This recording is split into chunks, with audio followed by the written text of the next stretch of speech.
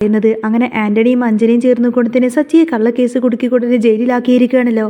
സ്ത്രീ പീഡനമായിരിക്കും അവർ സച്ചിക്കെതിരെ ചുമത്തിയിരിക്കുന്ന കേസ്.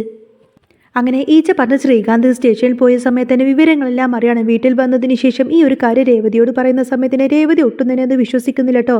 രേവതി പറഞ്ഞത്, ഇല്ല ശ്രീകാന്ത്, ഒരിക്കലും എൻ്റെ സച്ചിയേട്ടൻ അങ്ങനെയൊന്നും ചെയ്യില്ല, ഇത് ശരിക്കും കള്ളക്കേസാണെന്നിങ്ങനെ രേവതി ആവർത്തിച്ച് പറയുന്ന സമയത്തിന് ശ്രുതി ഇങ്ങനെ എരിപിരി കയറ്റുന്ന രീതിയിലൊക്കെ സംസാരിക്കുന്നുണ്ട്.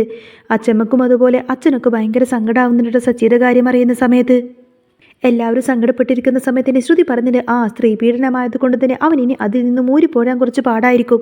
അത് കേൾക്കുന്ന സമയത്തിന് അച്ചമ്മക്ക് ദേഷ്യം വന്നുകൊണ്ട് തന്നെ അച്ചമ്മ പറഞ്ഞിട്ട്, ശ്രുതി നീ ഇനി ഒരക്ഷരം പോലും മിണ്ടിപ്പോവരുത്, നീ എങ്ങാനും വാ തുറന്നു കഴിഞ്ഞാൽ നിനക്കിട്ട് ഞാൻ തരുമെന്നൊക്കെ പറഞ്ഞ് ശ്രുതിനെ എങ്ങനെ ഭീഷണിപ്പെടുത്തും അച്ചമ്മ.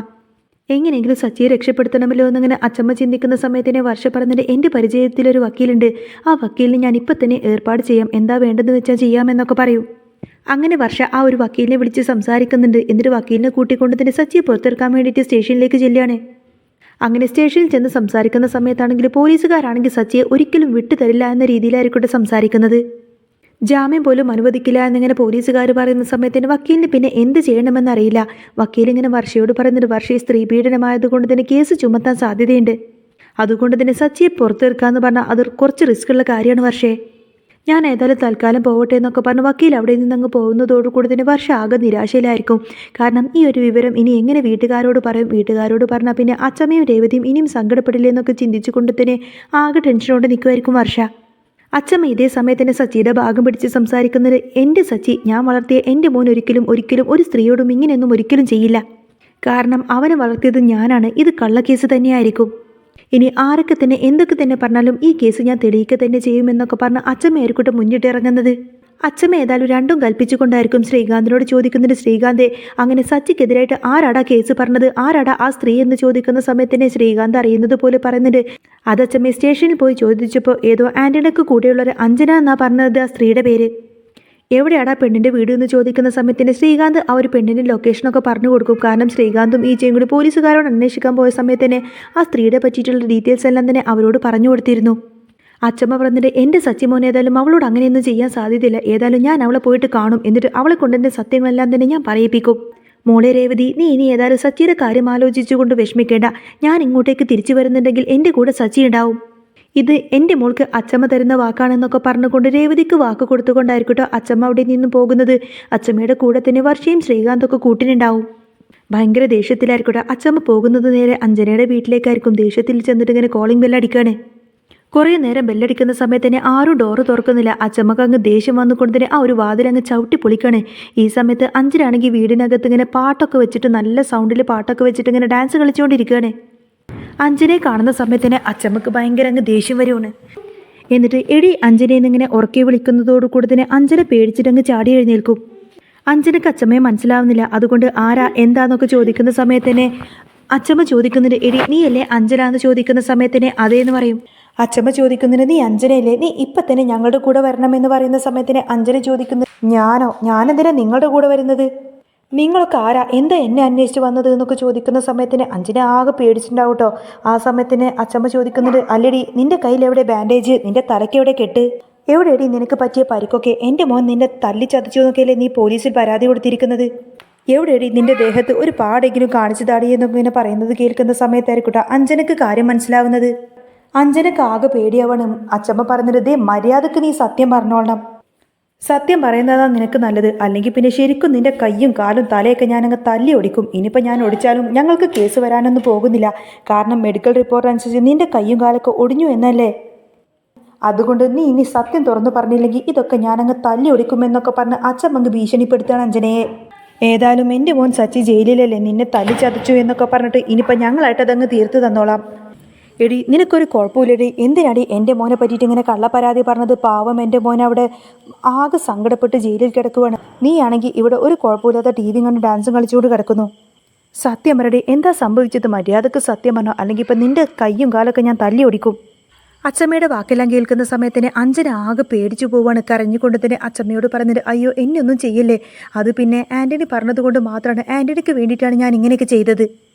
അന്നേരം അച്ചമ്മ അത്ഭുതത്തോടു കൂടി തന്നെ ആൻ്റണി ഒന്ന് ചോദിക്കുന്ന സമയത്തിന് അഞ്ജന പറയുന്നുണ്ട്, അതെ ഞാൻ ഇങ്ങനെയൊക്കെ ചെയ്തു കഴിഞ്ഞാൽ എനിക്ക് 1 ലക്ഷം രൂപ തരാമെന്ന് ആൻ്റണി പറഞ്ഞിട്ടുണ്ടായിരുന്നു, അപ്പോൾ നിവൃത്തികേട് കൊണ്ട് തന്നെ എനിക്ക് പണം അത്രയും അത്യാവശ്യമായിരുന്നു, അതുകൊണ്ട് ഞാൻ സച്ചിക്കെതിരായിട്ടൊരു കള്ളപ്പരാതി കൊടുത്തതാണെന്നൊക്കെ പറയും. അത് കേൾക്കുന്നതോടുകൂടി തന്നെ അച്ചമ്മക്ക് പിന്നെ നിയന്ത്രിക്കാൻ പോലും കഴിഞ്ഞില്ല. അച്ചമ്മ അഞ്ജനയുടെ മുഖത്തിട്ട് ഒരൊറ്റടി അങ്ങ് വെച്ച് കൊടുത്തുകൊണ്ട് തന്നെ ചോദിക്കുന്നുണ്ട്, എടി നീയൊക്കെ ശരിക്കും ഒരു പെണ്ണാണോടി? പാവം ഒരു ചെക്കൻ്റെ പേരിൽ അങ്ങ് സ്ത്രീ പീഡന കേസ് കൊടുത്തിരിക്കുന്നു. എടി മര്യാദയ്ക്ക് ഇപ്പം തന്നെ എൻ്റെ കൂടെ വാടി, എന്നിട്ട് സ്റ്റേഷനിലേക്ക് വന്നിട്ട് സത്യമായിട്ടും എന്താണ് നടന്നത് എന്നുള്ള കാര്യങ്ങളൊക്കെ നീ സ്റ്റേഷൻ സ്ഥലം എസ്ഐയോട് തുറന്നു പറയണം.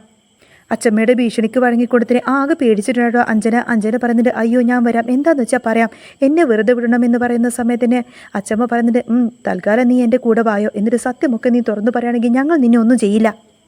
സ്റ്റേഷനിൽ ചെന്നിട്ട് നീ എങ്ങാനും വാക്ക് മാറിക്കഴിഞ്ഞാൽ മോളെ പിന്നെ നിന്റെ കാര്യം എന്നൊക്കെ പറഞ്ഞ് അച്ചമ്മ അങ്ങ് ഭീഷണിപ്പെടുത്തുക. അങ്ങനെ അച്ചമ്മ ഏതായാലും അഞ്ജനയെ കൂട്ടിയിട്ട് നേരെ സ്റ്റേഷനിലേക്ക് കൊണ്ടുപോവാണ്. അച്ചമ്മ ഏതായാലും ശ്രീകാന്തിനെയും ഈച്ചനെയും അഞ്ജനയൊക്കെ അവിടെ നിർത്തിയതിന് ശേഷം അച്ചമ്മ മാത്രമായിട്ട് എസ് ഐയുടെ റൂമിലേക്ക് അങ്ങ് കയറി പോകുന്ന സമയത്തിന് എസ് ഐ ചോദിക്കുന്നതിന് നിങ്ങളിത് എങ്ങോട്ടേക്കാന്ന് ചോദിക്കുന്ന സമയത്തിന് അച്ചമ്മ പറഞ്ഞിട്ട്, അതെ ഞാൻ എൻ്റെ മോനെ കൊണ്ടുപോകാൻ വേണ്ടിയിട്ട് വന്നതാണ്. എന്ത് നിങ്ങളുടെ മോന്? അതാരാന്ന് ചോദിക്കുന്ന സമയത്തിന് ഞാൻ എൻ്റെ സച്ചി മോനെ കൊണ്ടുപോകാൻ വന്നതാണെന്ന് പറയും. അപ്പോൾ എസ് ഐ ചോദിക്കുന്നുണ്ട്, സച്ചി ഇറക്കാൻ വേണ്ടി വന്നതാണോ? പെണ്ണും പിള്ളേ നിങ്ങൾക്ക് പ്രായമായില്ലേ, ഈ വയസ്സാങ്കാലത്ത് വീട്ടിലിരുന്നാൽ പോരെ എന്നൊക്കെ ചോദിക്കും. അച്ചമ്മ ചോദിക്കുന്നുണ്ട്, ശരിക്കും നിങ്ങളൊക്കെ എസ് ഐ ആണോ? ശരിക്കും നിങ്ങൾ പഠിച്ചിട്ട് തന്നെ എസ് ഐ ആയതാണോ? ഒരു പരാതി വരുന്ന സമയത്തിന് അതിനിറങ്ങി എന്തെങ്കിലും സത്യമുണ്ടോ എന്നുള്ള കാര്യമെങ്കിലും അന്വേഷിക്കണ്ടേ? അന്നേരം എസ് ഐക്ക് അങ്ങ് ദേഷ്യം വന്നുകൊണ്ട് തന്നെ എസ് ഐ പറഞ്ഞിട്ട്, അതെ നിങ്ങൾ എന്നെ നിയമം പഠിപ്പിക്കാനൊന്നും നിൽക്കണ്ട, വ്യക്തമായിട്ടുള്ള തെളിവോടുകൂടെ തന്നെയാണ് ഞങ്ങൾ സച്ചിയെ അറസ്റ്റ് ചെയ്തിരിക്കുന്നത്. ഒരു പെണ്ണിൻ്റെ മൊഴി ഉണ്ടായിരുന്നു, അതുപോലെ തന്നെ മെഡിക്കൽ സർട്ടിഫിക്കറ്റും ഉണ്ടായിരുന്നു. വ്യക്തമായിട്ടുള്ള തെളിവ് കിട്ടിയപ്പോൾ ഞങ്ങൾ അപ്പം തന്നെ അവനെ പിടിച്ചിട്ട് ജയിലിലിടാണ് ചെയ്തത്. അച്ചമ്മ പറഞ്ഞിട്ട്, അങ്ങനെയാണെങ്കിൽ നിങ്ങൾ പിടിച്ചിട്ടാളെ ഞാൻ ഇപ്പം തന്നെ വീട്ടിലേക്ക് കൊണ്ടുപോവാണെന്ന് പറയുന്ന സമയത്തിന് എസ് ഐ പറഞ്ഞിട്ട്, അതിനൊന്നും ഞാൻ സമ്മതിക്കില്ല, അവൻ എന്നെ ജയിലിലായിരിക്കും അന്തി ഉറങ്ങാൻ പോകുന്നത് എന്ന് പറയും. അച്ചമ്മ പറഞ്ഞിട്ട്, ജയിലിലല്ല, അവൻ എൻ്റെ വീട്ടിൽ തന്നെ കിടന്നുറങ്ങും, എടോ മര്യാദക്ക് അവനെ ഇറക്കി വിടടോ എന്നൊക്കെ പറഞ്ഞ് അച്ചമ്മ ബഹളം വെക്കും. എസ് ഐ പറഞ്ഞിട്ട്, അതെ നിങ്ങൾക്ക് എന്താ പറഞ്ഞാൽ മനസ്സിലാവില്ല, ഞാൻ ഇത്ര നേരം നിങ്ങളോടല്ലേ പറഞ്ഞത്, സ്ത്രീ പീഡന കേസായതുകൊണ്ട് തന്നെ നിങ്ങളുടെ മകൻ ഇനി ഇറങ്ങിപ്പോരാൻ കുറച്ച് ബുദ്ധിമുട്ടായിരിക്കും. അച്ചമ്മ ചോദിക്കുന്നൊരു, സ്ത്രീ പീഡനമായിരുന്നോ കേസ്? അല്ല ഏത് സ്ത്രീയാണ് അവൻ പീഡിപ്പിച്ചത് എന്ന് ചോദിക്കുന്ന സമയത്തിന് അഞ്ജനയാണ് എന്ന് പറയാൻ എസ് ഐ. അച്ചമ്മ അങ്ങനെ നീട്ടി വിളിക്കുന്നുണ്ട്, എടാ ശ്രീകാന്ത് നീ ഒന്ന് ഇങ്ങോട്ടേക്ക് വന്നേന്ന് പറയുന്ന സമയത്തിന് ശ്രീകാന്ത് ആണെങ്കിൽ അഞ്ജനയും ഈച്ചയും കൂട്ടിക്കൊണ്ടായിരിക്കട്ടെ അങ്ങോട്ടേക്ക് കയറി വരുന്നത്. എന്നാൽ അവരുടെ കൂടെ തന്നെ അഞ്ജനയെ കാണുന്ന സമയത്തിന് എസ് ഐ സാർ ആകെ അങ്ങനെ ഞെട്ടി ഷോക്കായിട്ട് നിൽക്കുകയാണ്. കാരണം അഞ്ജനക്കാണെങ്കിൽ യാതൊരു കുഴപ്പമില്ല, തലയിലും കയ്യിലൊക്കെ ഒട്ടിച്ചിരിക്കുന്ന ബാൻഡേജ് പോലും കാണുന്നില്ല. നേരം അഞ്ജനാണെങ്കിൽ ആകെ പേടിച്ച് വിറച്ചിങ്ങനെ ടെൻഷനോടെ നിൽക്കുമായിരിക്കും. കാരണം എസ് ഐ സാറോട് കള്ളം പറഞ്ഞതല്ലേ എന്നൊക്കെ ചിന്തിച്ച് ടെൻഷനോടെ നിൽക്കുകയാണ്. അച്ചമ്മ ചോദിക്കുന്നുണ്ട്, ഇതല്ലേ നിങ്ങൾ പറഞ്ഞ അഞ്ജന? എവിടെ നിങ്ങൾ പറഞ്ഞതുപോലെ അവളുടെ ദേഹത്ത് പരിക്കൊക്കെ, അവളുടെ ദേഹത്ത് എന്തെങ്കിലും ഒരു മുറിവ് കാണിച്ചതാ എന്നൊക്കെ പറഞ്ഞ് അച്ചമ്മ ദേഷ്യപ്പെട്ടാണ് എസ് ഐയോട്. അന്നേരം എസ് ഐക്കാണെങ്കിൽ ഒന്നും പറയാൻ കഴിയില്ലല്ലോ, തല കുനിച്ചിങ്ങനെ ഒന്നും മിണ്ടാതെ നിൽക്കുകയാണ് എസ് ഐ.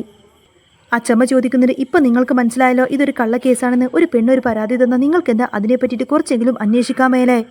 അല്ല ഇതിനു മുൻപ് എൻ്റെ മോൻ ഇവിടെ ഒരു പരാതി തന്നിരുന്നല്ലോ, എൻ്റെ മോളെ ആരോ ആക്സിഡൻ്റ് ആക്കി എന്നൊക്കെ പറഞ്ഞൊരു പരാതി.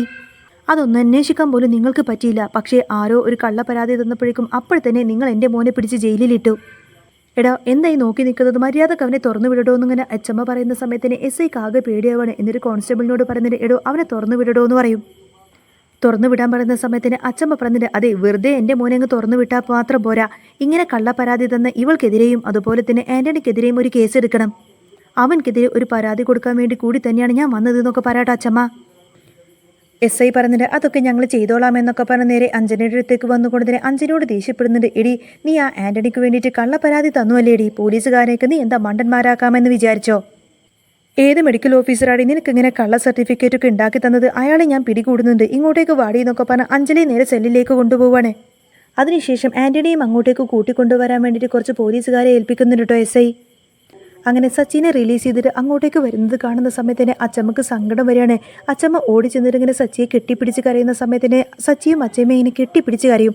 സച്ചിക്ക് എസ് ഐയെ കാണുന്ന സമയത്തിന് ദേഷ്യം വരികയാണ്. എന്നിട്ട് സച്ചി പറഞ്ഞിട്ട്, നിങ്ങളോട് ഞാൻ എത്ര തവണ പറഞ്ഞു ഇത് കള്ള പരാതിയാണെന്ന്, ഇനിയെങ്കിലും ഒരു ആണാണെങ്കിലും പെണ്ണാണെങ്കിലും കേസ് തരുന്ന സമയത്തിന് അതിൻ്റെ പിറകിൽ എന്തെങ്കിലും സത്യാവസ്ഥയുണ്ടോ എന്ന് നിങ്ങളൊന്ന് അന്വേഷിക്കണം, അല്ലെങ്കിൽ പിന്നെ ഇതുപോലെ നിരപരാധികളായിരിക്കും ശിക്ഷിക്കപ്പെടുന്നത്. ഞാനൊരു പരാതി തന്നപ്പോൾ അതിൻ്റെ പിറകെയുള്ള കേസ് അന്വേഷിക്കാൻ നിങ്ങൾക്ക് പറ്റിയില്ല. പക്ഷേ ഒരു തെറ്റും ചെയ്യാതെ എന്നെ പിടിച്ചിട്ട് ജയിലിലിടാൻ നിങ്ങൾക്ക് എത്രമാത്രം തിരക്കായിരുന്നു. മതി സാറേ, പോലീസിൻ്റെ സേവനമൊക്കെ ഇത്രത്തോളം മതി. എൻ്റെ രേവതി ഇടിച്ചിട്ട കാർ ഇനി ഞാൻ തന്നെ കണ്ടുപിടിച്ചോളാം എന്നൊക്കെ പറഞ്ഞുകൊണ്ടായിരിക്കട്ടെ സച്ചി അച്ചമ്മയും ഈച്ചയും അതുപോലെ ശ്രീകാന്തിനെയൊക്കെ കൂട്ടിയിട്ട് അവിടെ നിന്നും ഇറങ്ങുന്നത്.